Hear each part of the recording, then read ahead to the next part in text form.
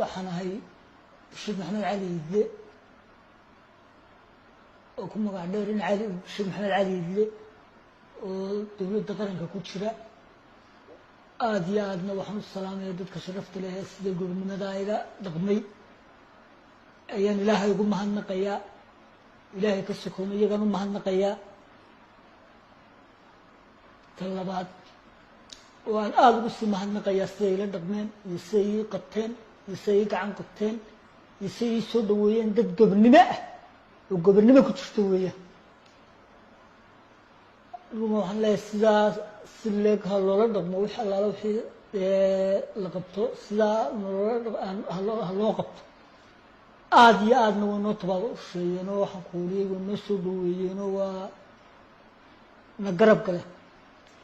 ilaahay bay mahad u sugan tahay alxamdulilah rabbilcaalamiin ilaahay baana ugu shukri naqaynaa ilaahay baa adduunyadoo dhan siiye ilaahay baa adduunyadoo dhanna iska leh inagu waxaynu nahay mulki